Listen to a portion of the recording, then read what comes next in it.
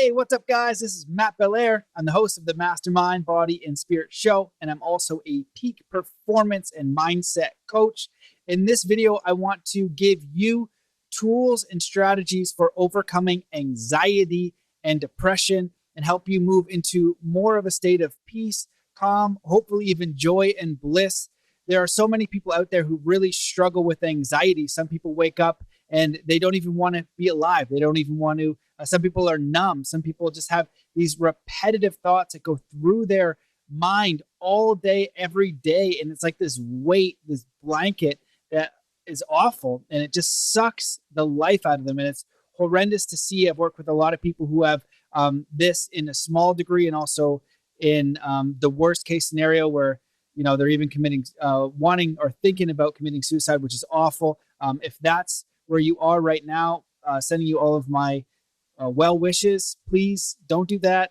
Seek help from a person. Just seek help because it is a real issue and it's okay to talk about it. And I hope that this video will help people who are really struggling with anxiety, depression, or even thoughts that are really final. The really final thoughts. And so I'm hoping this video can help you. So the first thing I want to bring up is this old Cherokee legend. And you can see there are two wolves behind me. And there's an old Cherokee teaching a story about a Cherokee grandfather teaching his grandson. And it goes like this.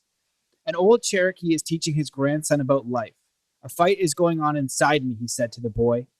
It is a terrible fight, and it is between two wolves. One is evil. He is angry. Envy, sorrow, regret, greed, arrogance, self-pity, guilt, resentment, inferiority, lies, false pride, superiority, and ego. He continued, the other is good. He is joy, peace, love, hope, serenity, humility, kindness, benevolence, empathy, generosity, truth, compassion, and faith. The same fight is going on inside you and inside every other person too. The grandson thought about it for a moment and then asked his grandfather, which wolf will win? The old Cherokee simply replied, the one you feed. Now, I love this story because it really illustrates what's going on in many people's minds. This is very common. Everybody struggles with light and dark. We often in our minds, unfortunately, when we have a traumatic experience, maybe somebody was mean to us, maybe we had something terrible happen to us, we'll wake up. And because the way that our minds work, we're designed to keep ourselves safe. That's what the conscious mind does. The reticular activating system and all kinds of other things in our neurology want to keep us safe. And so when we had a traumatic experience, it's going to bring it up into the forefront of our consciousness and we're going to relive it. And there are tools and ways that we can diminish the feeling of that. And so the first thing that I want to share is that it's a process. It's not that you're not supposed to feel anxiety or depression. It's a process and where you shift your focus. And I'm going to give you an illustrated example. I'm going to change my background here so you can kind of get a visual representation of what I'm talking about. And so when we have negative emotions, I can actually even share the screen. When we have a negative emotion and we think about, something that makes us anxious, something that we're worried about, we wear it. It's like this suit. It's like it comes on us and we can't get rid of it. And it's just completely awful. Well, it feels like it's like a slime and you can't get it off, but you can't. It's just, it's where you're focusing. So right now I'm talking to you, right? And say you're in front of me and we're having a discussion and all of a sudden my mind goes to a negative thought. So in front of me, I can't see what's behind me, right? This is my consciousness, my subconscious mind, all these crazy thoughts. But you're in front of me in reality. So just imagine we're chatting and then all of a sudden my anxiety comes up or my depression, or I'm thinking, wow, like this person probably hates me. Like, I don't know what's going on. And just negative stuff comes out. So it's like, so what happens is your attention turns around and you just start looking behind you. You just start looking at this image and that's where your focus is going. So the person is in front of you and you're physically looking at them. But really what you're doing is in your mind, you've turned around and you're just staring at this image. And that's where your focus is. That's where your attention is. And it's kind of got you like that. It's got you as this, like this cage, this feeling that you can't overcome. Now, the simple way to come back is to just bring your attention back to the present moment. I know it doesn't sound like something that's amazing, but wherever you put your attention, energy, and focus, that's where you place your energy. And so the big thing to understand here, it's not bad to have these thoughts, but you can change them by bringing your focus back onto the present moment and recognize that it's a process. It's not just going to go away immediately. Just because you and I are having a conversation, or you're having a conversation with your mother or your father or your friend, and this backdrop in your mind like this kind of happens, and then you're staring at it for a while, and then you say, oh yeah, Matt said, bring my attention back to the present moment. Okay, back to the present moment. Here we go. And then immediately this thing gets your attention and you go back. And so that's okay. That's a part of the process. But where your power lies is to come back to the present moment, to what is true. And the truth is, you're whole, perfect, harmonious as you are. Even if you've had traumatic experiences or you don't believe that fully, that's the truth. We're all whole, perfect, and harmonious as we are. And we all have these demons. We all have this negative side to us. We all have these traumas that we want to overcome. So the first thing that I wanted to share is we can shift our focus back to what we prefer. And so our power is where we give our attention. Now, the idea as well, too, is not to judge the negative. So as we look at this negative screen behind us, we judge, oh, we maybe shouldn't be having these thoughts, right? And or who am I? Like, why am I such a loser? Why am I having these thoughts? I'm worthless, whatever. I should be better. The judging them is a key thing to understand, is just to recognize that our minds and our worlds are light and dark, that we have to have these feelings. It's part of the human experience. It's not all joy, bliss, happiness. I wish it were, but it's not. And so when we kind of understand that, we can make a little bit more peace with it. So if you were going to go swimming and the water were cold and you jump in the water, you would know that part of that process is getting wet, it's getting cold, it's getting uncomfortable. It's a little bit what life is like. I like skateboarding, and I know that when I skateboard, I'm going to fail so many times. If you're an entrepreneur, if you've ever tried to get good at something, you recognize that you fail often, that it's a part of the process. And so if you can kind of see that with your thoughts and say, hey, these negative thoughts, they're kind of a part of the process. But the key distinction is you don't need it to let it like hold on to you, right? So right here, he's kind of got it stuck to his face. You can just unstick it to your face, and that's your conscious will.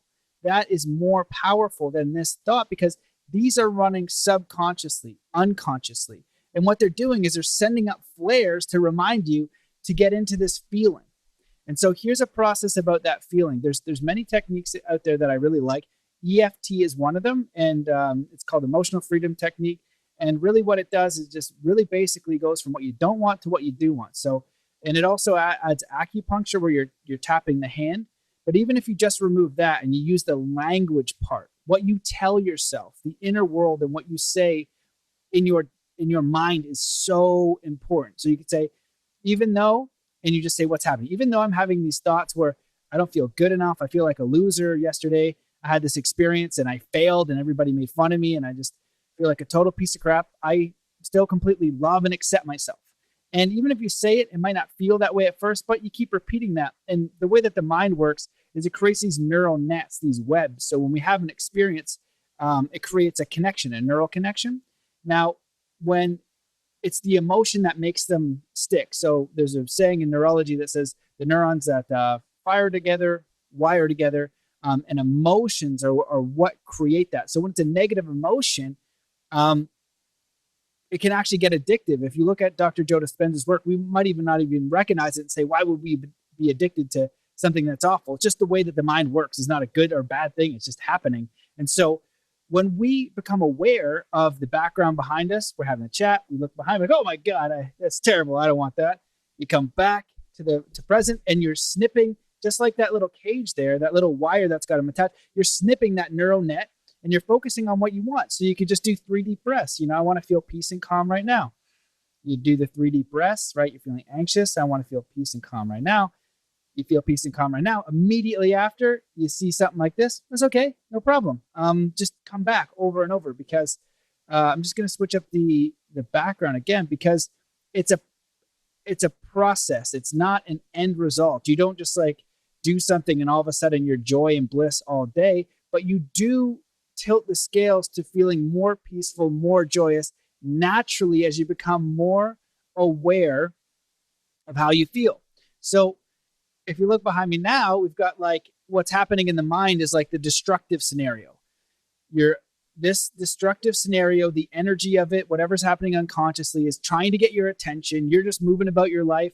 You're walking somewhere, you're driving to work, you're having a conversation, you're doing something. And this thing is sending up flares, this energy to say, hey, look at this terrible memory. Look at this terrible thing that could happen in the future. Maybe later today, this awful thing will happen. So rather than being present, you look back here and it's like, oh my goodness, this awful thing could happen, right? Just remember that your power is coming back to the present moment. So just because your mind is thinking this, the first thing is just don't judge it. It's not a good or bad. So you look at it and you say, okay, holy smokes, this representation of some awful thing, just stop and don't not try to feel it. Don't not try to feel the anxiety. Like, even though it's rough, you're like, okay, go into the feeling. You're feeling the anxiety of that possibility. Then you take your power back. You could say something like, I take my power back from this creation. Now, there's a lot of books out there in quantum physics and spirituality that say we create everything. We create everything in our hologram, or in our life. And so if you have that understanding, then you can change anything. So the hard part is you got to accept the bad too. And so it's like, all right, I've created everything. So I'm creating this feeling of lack. I'm creating this anxiety. I'm creating this scenario where I'm in a bad financial situation. I'm in a bad relationship. I'm something else. Okay. If we take responsibility for that, we can change it. But if it's something external, if it's the external world doing it to us, then we're always going to be at the whim of the external world being easy, nothing going wrong. But that's not what life is like. All the masters, all people who have achieved greatness in sport, in business, in life, and spirituality, personal development, any field in the arts, they'll say there's a lot of challenges. Like, I had to overcome a lot of challenges. So we know that's a part of it. And so the idea is not to live in the destruction. And so now what we can come back and do is, there we go, focus on the creation. So you have entropy, which is thinking about all the negative stuff that could happen, all the terrible things, right? But then we have creation. Well, neg entropy is not a great way to say it. It's in kind of scientific terms, but growth, right? That little flower rising up. So we can take that mental energy. So you and I are talking, and then maybe my mind is going off into what I could create. Now, focus and attention in the present moment is the optimal way to go. But the idea is to let you know that there's an option. I could be thinking about this, or I could be thinking about this and this. And if you see the wolves, it's like I could go over here to the dark wolf and have all my anxiety, depression, all the stuff that could happen. I could be over here with the white wolf, with maybe some of the things that are joyful and blissful that I want to create. The choice and the power is up to you to just to rein your mind back in. And in Buddhism, they'll talk about the monkey mind, how the mind just goes all around and does its thing, and just allow that to be. That's the whole non-judgment point. If you just keep going to the negative side, it's okay. Don't judge the fact that you keep going into anxiety, keep going into depression, keep going into all these other things. Just come back to the present moment, to where you are, and then that's where your power is. You can then make a new decision. You can set your intention. You can do 3 deep breaths, right? You keep going into anxiety. It's like, okay, 3 deep breaths and a simple affirmation. I choose to feel more peace and calm now. You could use EFT. That's just saying what's happening. They also recommend tapping. It's supposed to, when I was in China training with the Shaolin monks, you should see the energy grid that they have. And I'd say, what do you, if you get a cold? They're like, oh, you put it here. And it's like, huh. And they're like, yeah, well, it depends on what type of cold, because if it's this type, you actually put the needle here.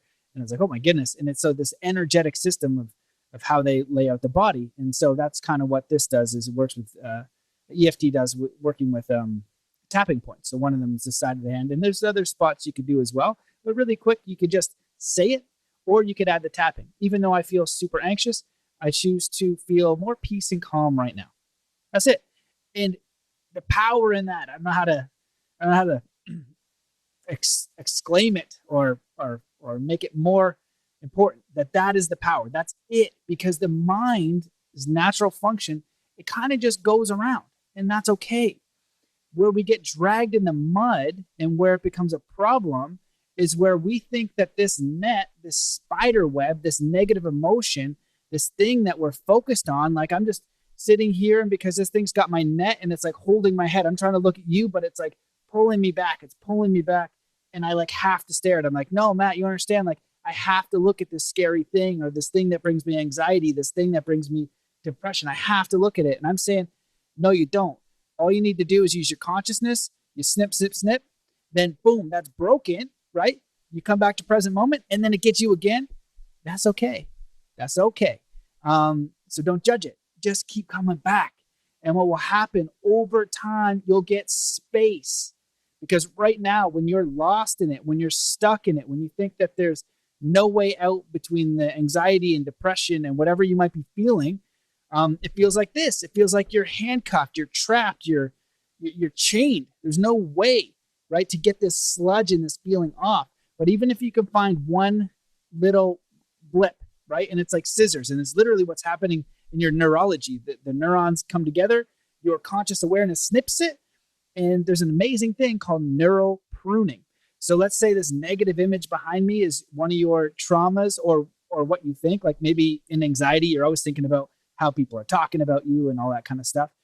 Again, that's an outer reality. And if you take all your focus, attention to like, I create everything. And so, wow, like, I'm creating a reality where I'm so worried about what other people think. Well, you go to the inner reality, right? And you focus on how you feel, and like you bring the attention back and they say, hey, Matt, you're a bearded loser and your podcast sucks. And I'm like, oh man. Immediately my feelings are probably going to be hurt. I get people on YouTube who say, very rarely, thankfully, but they'll say something mean, and I think, ouch, that hurt my feelings. I'm like, I'm a 36-year-old man. I shouldn't worry about that. Somebody talking crap to me on the internet, but my feelings are get sore. And so then I just got to come back and kind of, come back to the emotion, not judge it. It's like, okay, I don't feel, I did this the other day. So somebody said something stupid, and I was like, oh man. And I was like, okay, even though I'm feeling like, hurt that the person said that, I don't have to always please everybody. And that I was like, oh, so I went into the emotion of that negative feeling, and the information came out like, oh, I can't please everybody. Of course I can't. That's ridiculous. Nobody can do that. And so it gave me space. So I went into it, felt it for a moment, and I was just like, okay, I take my power back from the situation. And that's what came out. And so if you look in spiritual teachings and even quantum physics, they'll talk about in alchemy. They say alchemy is alchemizing the emotions. So the more negative and uncomfortable, the more information is there. So it's not to be felt, because the feeling just happens naturally. It's just not to judge the feeling, and then to take your power back from that situation. So you could say something bad happens and you're like, okay, cool. I'm creating situations where I always feel anxiety and not good enough, and people are being mean to me, whatever the case is. I choose to take my power back from that creation now. And I choose to feel more peace and calm, and I would like this instead. And so it's so much a process. It's not a permanent state. I think that over time you end up being in the state of joy and bliss and peace more often. And that's definitely possible. But for most people, especially to get from point A of depressed, anxious, anxiety, all that kind of stuff, it is a process to get over to the other side. Okay, so I want to give you another example of what I am talking about. So, like the good and bad, right? People say, I don't want to have this experience. It's bad. It's negative. It's true in a way, but from, let's say, a quantum physics perspective or a high level spirituality one, they say there is no good or bad.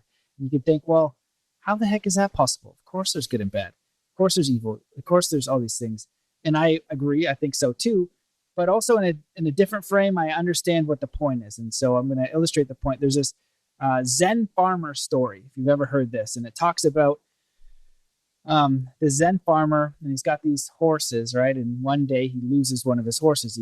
His horse gets out, and the farmer comes over. His next door neighbor comes over and says, "Oh, wow, what terrible luck! Like you just lost your best horse." And the Zen farmer says, "Maybe."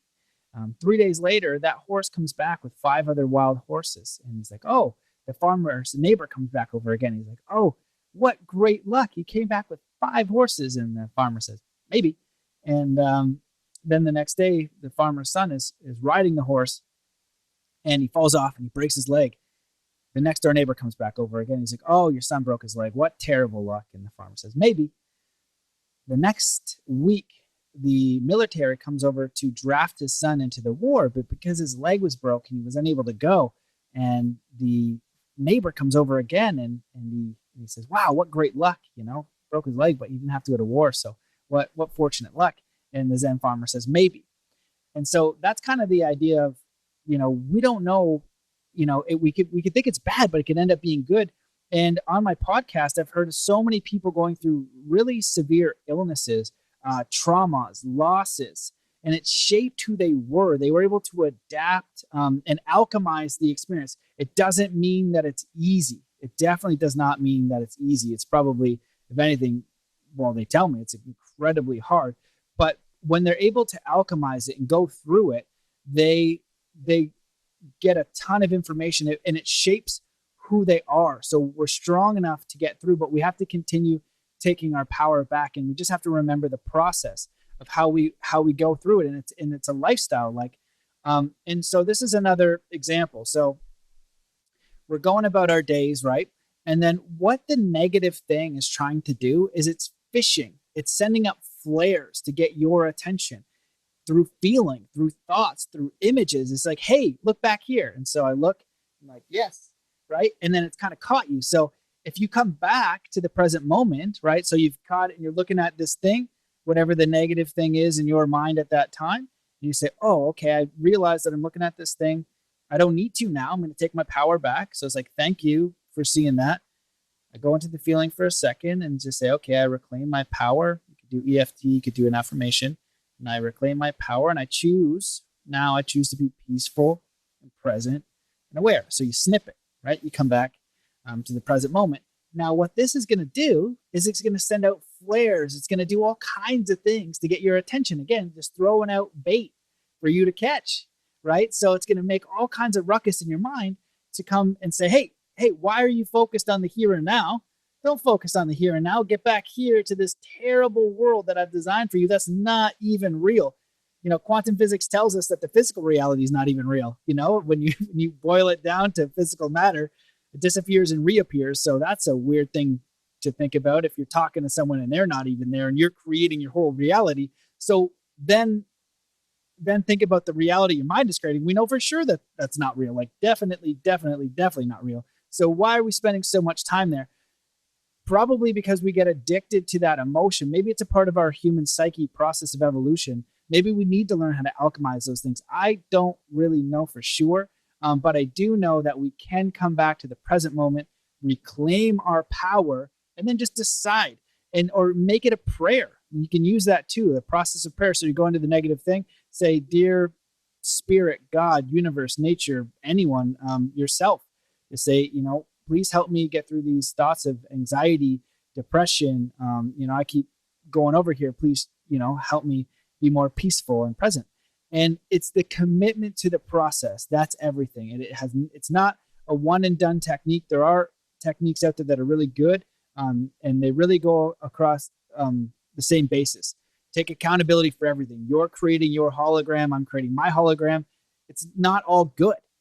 So understanding and not judging a bad thing. So another example for good and bad would say, being sore is bad. Well, if I go work out really hard and my body is toast, that's not necessarily bad. I had to go through a process so my body could adapt. I've had this lots of times too on the podcast. Someone lost their job. And they say, "Oh my God, I lost my job." But then they refocused and figured out more clearly who they were, who they wanted to be, and they ended up getting a different job. They were able to adapt. So it's going to be challenging. No one's saying it's not. You lose your job and you're like, "Oh my God, I got to support this and this and this and this and this." And you go, okay, come back to where your power is. Because first of all, you're going to look over here in the darkness say, this is the worst thing ever. Oh my God, I'm toast. And, or you can say, okay, what do I want to create? Right? That's our focus. We get to choose that. We get to choose where we want to focus. And so, um, that's, that's really important too. So I'm going to bring up a couple other screens to kind of share this. So it's really where we focus, right? We can focus on the light and we can focus on the dark. It's our choice. To our conscious mind, it doesn't matter where we choose. For whatever reason, when we're stuck in anxiety and depression, we just naturally get, our minds have better, I guess, bait or fishing lures or whatever to haul us and turn around, and we look at the dark side.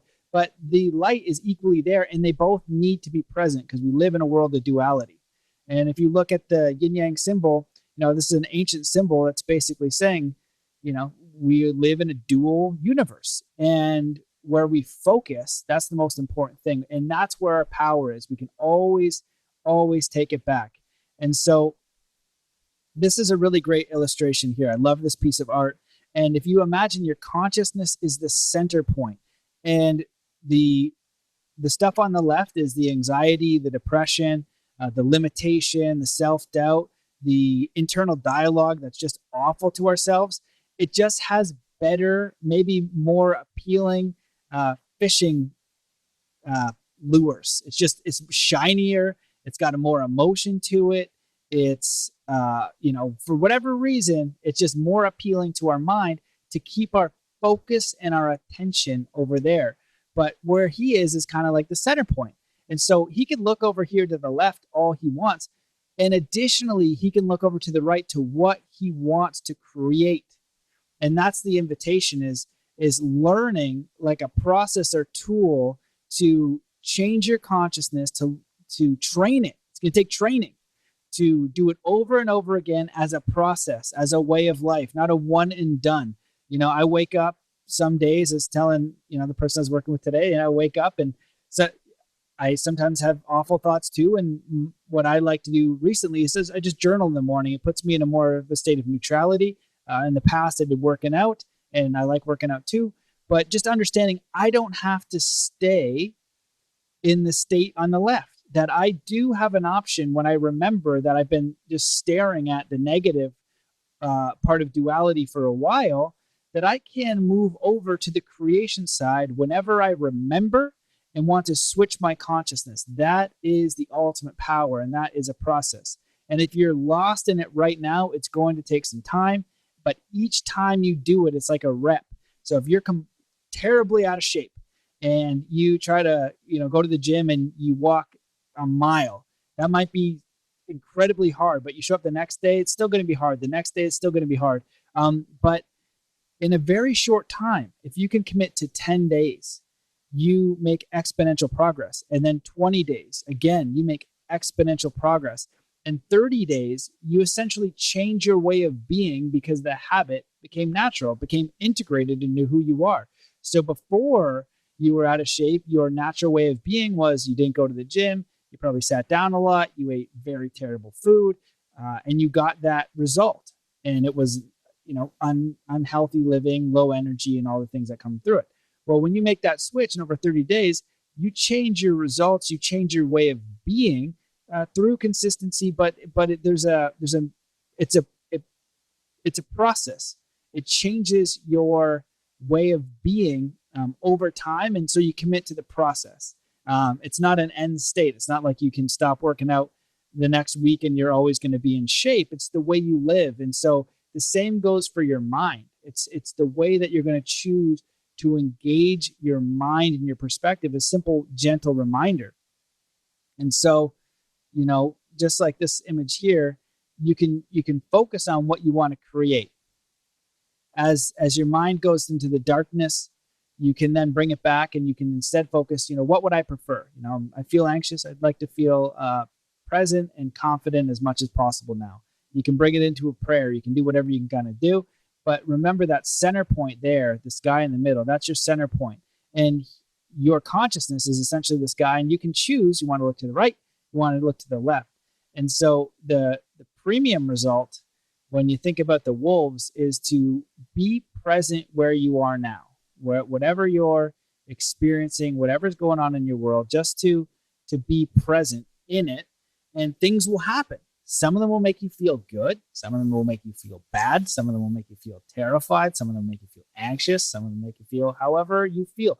You don't choose how you feel. It just happens, right? It just happens. Like when you surprise, and my daughter's super cute, and I just keep giving her little startles. I'll hide behind someone. I'll give her a little scare. She's just like, she'll laugh and I'll give her a hug. But she didn't choose to feel scared. I just kind of like startled her, and then, but then I give her a big hug, and it's fine. But she doesn't choose that feeling. It's just her natural state of being. When she's playing, sometimes she's happy, and we're like that as humans. We go through a day and we have something that happens to us, like, oh, we feel happy. But the truth is that the external, whatever it might be, can't be the thing that we rely on for our happiness. We have to rely on ourselves to be happy, or to be content even, or to understand that our consciousness, who we actually are deep inside, that's the thing that controls our emotional state. It is not up to anything outside of us. Now, that's super hard to do. I understand that. But I know it's possible, and I know it's true. Because if I'm always relying on something outside of me to generate an emotional state, then whatever happens outside is going to dictate how I feel about my life. But if you switch it back and you can generate states of even contentment, just being content, grateful, appreciative, you might not have everything. And the reason why you then feel less than is because you have this, right? Whatever this is, and you want that. And then there's a gap. And then that gap in the middle is the frustration. Oh, I'm not good enough, or I'll be happy then. I'll be happy when I get this. I'll be happy when you get that. And it robs you from the present, The future isn't here yet. The past has already happened. That's why they call, now the present. It's the present. This is the present of what you get. And it's also a mysterious universe. It might be a surprise. Ooh, that was unexpected. I didn't expect that crazy thing to happen. And as long as we don't judge it as like a good or bad, it's just what it is. And obviously, right, things are like seem bad. Like I was snowboarding one year, and I was trying to get these learn to snowboard videos done. And I wasn't, I was a pretty good snowboarder at the time, but I wanted to be a lot better. I was getting the 720s down. And so I had everything 540s every single way. And I just got the 720. And I was like, yeah, 720. So I had to get it on film.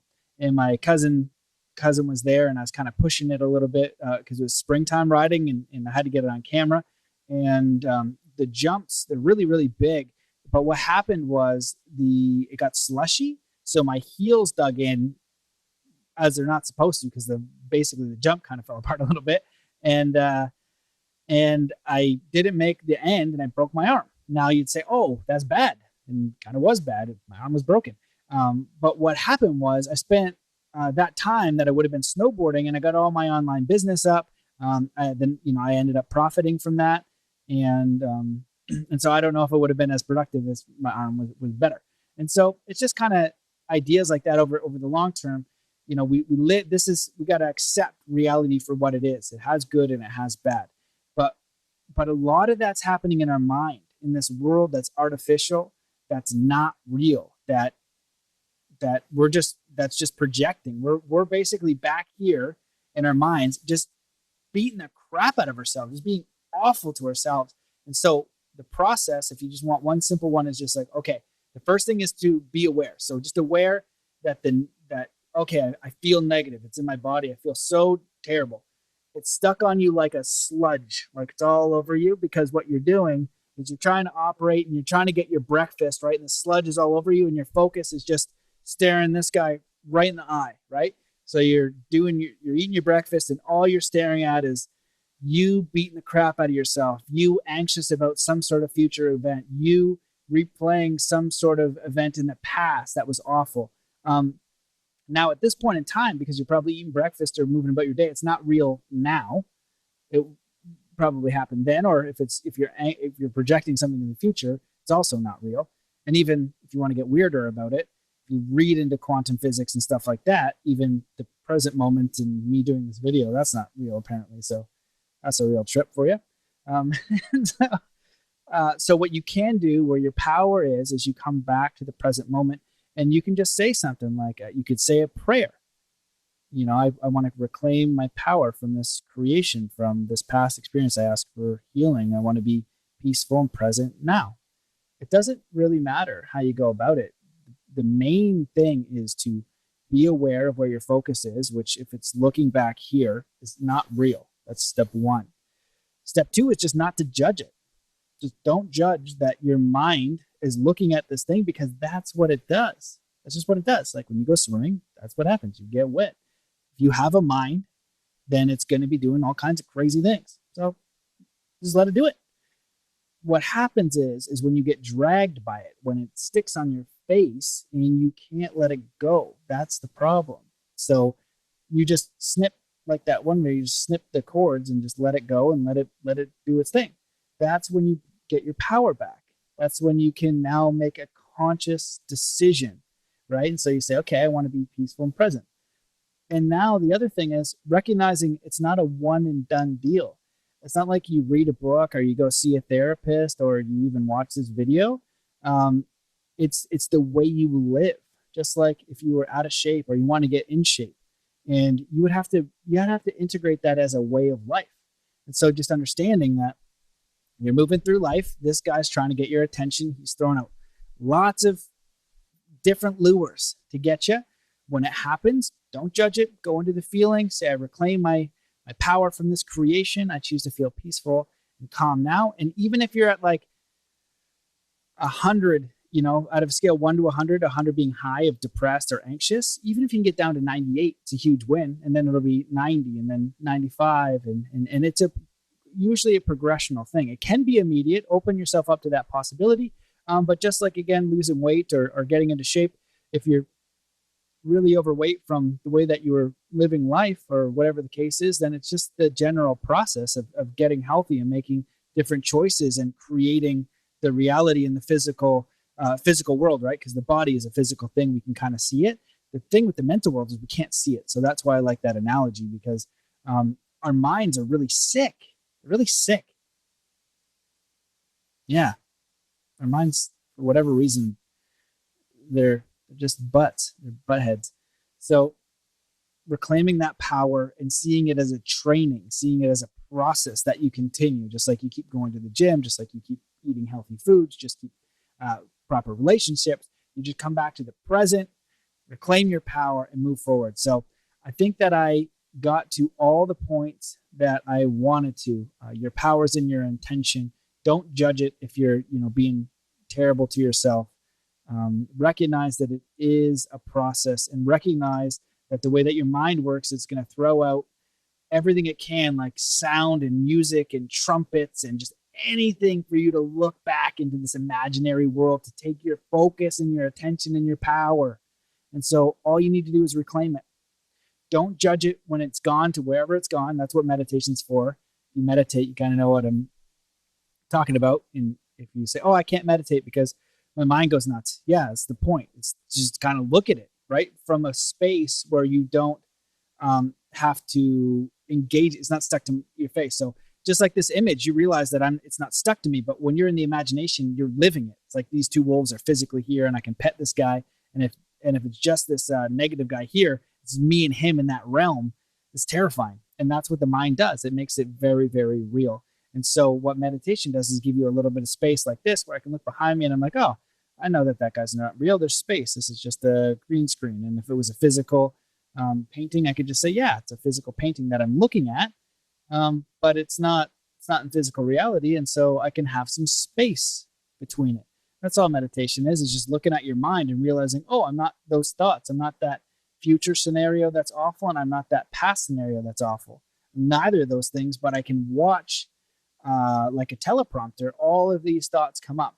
And again, it's all about that space between that's going to give you the freedom to make new choices, to insert a prayer, to insert just an affirmation, to basically reclaim your power. Just say, oh, I'm going to reclaim my power. So what does that mean? Reclaiming your attention, right? So if you look away from something that you don't want to see, you kind of reclaim your power. If you show up, let's say you want to learn art or you want to learn music, your power is showing up and going to get those lessons, right? And you're focused and you're engaged in that space. That's where your power is, right? So that's a positive version. So reclaim your power of the mind. And so create spaces in the physical world where you want to be. So for me, it was snowboarding and, now podcasting and skateboarding.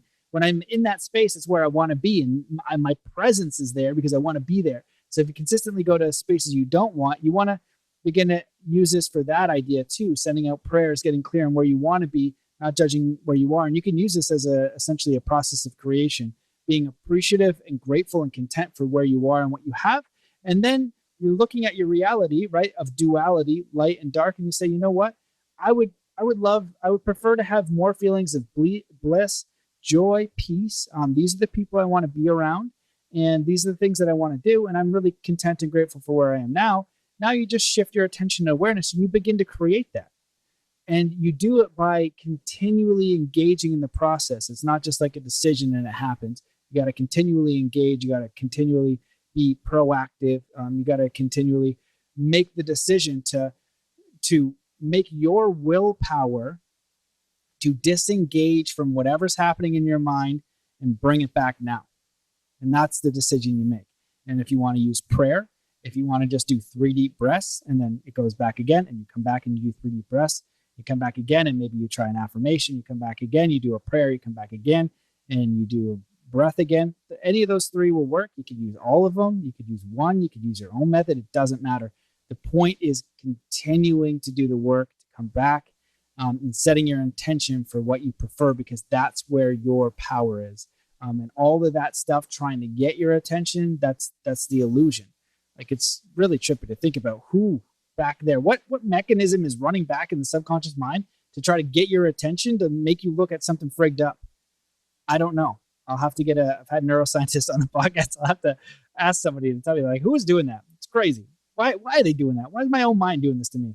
It's not cool. Why isn't it taking me to like some sort of joyous, amazing place where I'm just going to be all blissed out naturally and like feel super secure and safe and connected? And I don't know.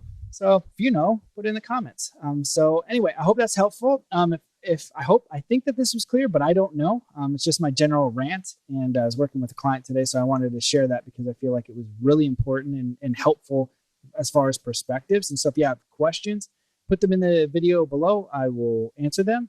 If you have comments, please share. If anything was confusing, let me know. Maybe I can clarify for you. But thank you for watching. I hope this is helpful. You can reclaim your power for sure. You're infinite, whole, perfect, harmonious being as you are. And we're limited. Like, nobody's perfect. Obviously no one knows everything. So that's a part of this experience too, is to have very limited awareness of the big picture of who we are as infinite beings. And we make mistakes. That's cool. And we go through really trials, and tribulations, because that helps us become who we want to become. It's a part of it here. It's understanding that if we're in the water, we're going to be wet. If you're alive, there's light and dark. If you have a mind, it's going to move over into the darkness at some point, and it's probably a monkey mind. And you can learn how to train it. And your power is bringing the intention back. And that's where you're going to get into your own connection with a spirit, force, nature, something that is helpful in guiding you. And so, so I hope this was helpful. Have an amazing day. Put some questions or comments below if you have them, and we'll see you later. Peace.